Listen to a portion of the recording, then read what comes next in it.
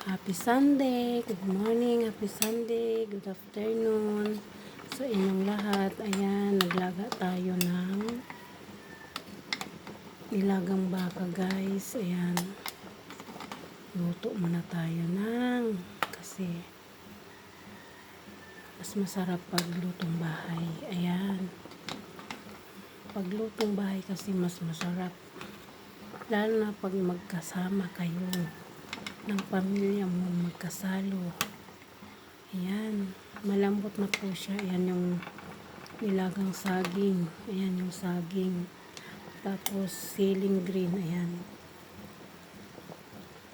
So meron tayo dito repolyo at pechay. Ayan. So gulay na naman guys. Ayan. Masarap pag maraming gulay. Ayan. Ano po to siya?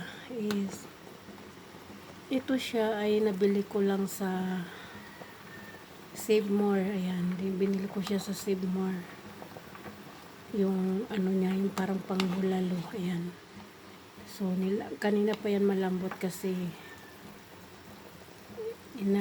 pinakuluan ko sa ano para mabilis siya lumambot. So, ayan, dahil malambot na siya, ilagay na natin yung pechay. Ayan. Lagay na po natin yung pechay. So, ayan, i-alternate natin paglagay ng gulay.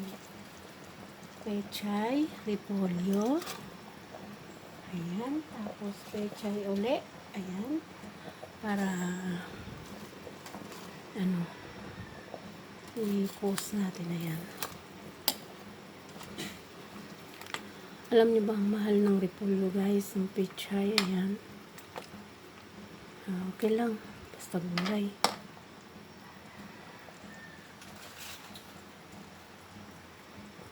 So ayan, repolyo uli.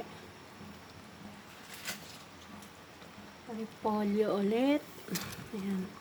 Tapos idiin muna natin siya para mapupuno na yung kaldero natin. Ayan yung lutuan natin. Natin. Ayan. So, last na natin tong pechay. Ayan. Pechay.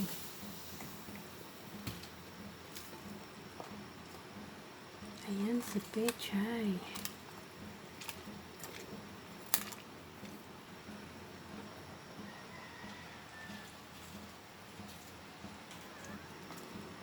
Sa pechay. Tapos last na natin yung repolyo.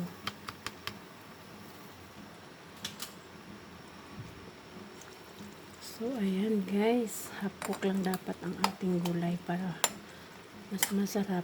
So okay guys, matatapos na tayo. At maya maya after ilang minuto ay half cook lang po natin to. Patayin na natin. Happy Sunday sa inyong lahat. God bless. At ingat kayo palagi. Sana lagi kayo nasa mabuting kalagayan. Ayan. So, antayin na lang po natin mamaya at maluluto na yan. Ayan.